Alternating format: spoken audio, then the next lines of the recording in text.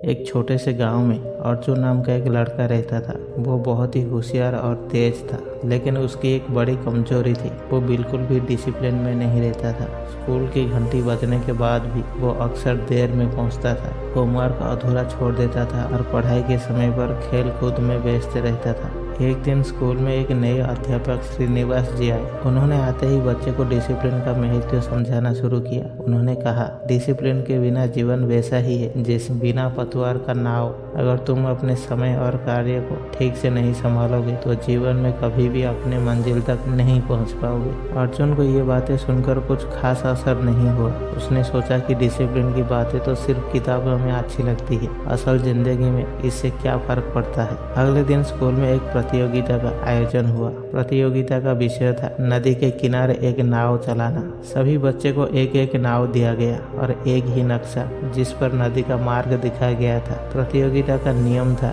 कि नक्शे के अनुसार चलते हुए पहले किनारे तक पहुंचने वाला बच्चा ही विजेता बनेगा। अर्जुन ने सोचा कि नाव चलाना कौन सा मुश्किल काम है, मैं तो सबसे तेज हूँ, बिना नक्शे के भी पहले पहुँच जाऊंगा। प्रतियोगिता शुरू हुई। जितने भी बच्चे डिसिप्लिन थे वो नक्शे के अनुसार मार्ग चुना और सावधान पूर्वक नाव चलाने लगे। लेकिन अर्जुन ने नक्शा अनदेखा कर दिया और अपनी नाव को तेजी से बहा दिया। शुरुआत में उसकी नाव सबसे आगे थी, लेकिन जल्द ही वो भटक गया। नदी के तेज बहाव और उलझे मार्गों में फंसकर उसे एहसास हुआ कि बिना प्लानिंग और बिना डिसिप्लिन के वो रास्ता नहीं तय कर सकता।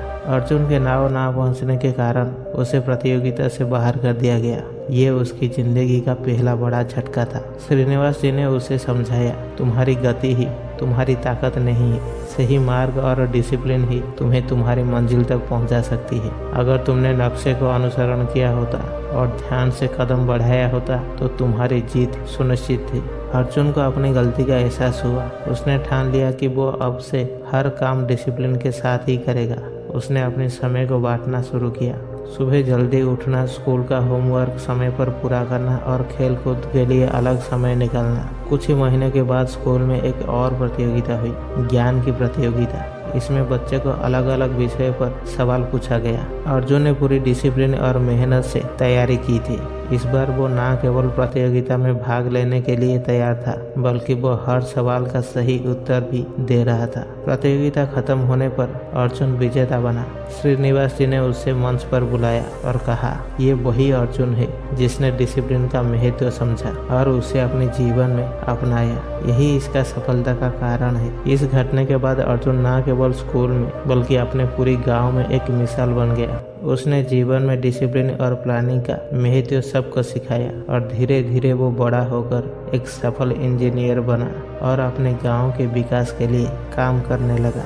दोस्तों, हमें इस कहानी से ये सीखने को मिलती है कि डिसिप्लिन वो नींव है जिस पर सफलता की इमारत खड़ी होती है। अगर हम अपने काम में डिसिप्लिन को अपनाएंगे तो कोई भी बाधा हमें हमारी मंजिल तक पहुंचने से नहीं रोक सकती है। आशा करता हूँ कि इस छोटी सी कहानी के माध्यम से आपको बहुत कुछ सीखने को मिला होगा। वीडियो अगर अच्छी लगी है तो वीडियो को एक लाइक करें और चैनल को सब्सक्राइब करें। मिलते हैं अगली वीडियो पे, तब तक के लिए धन्यवाद।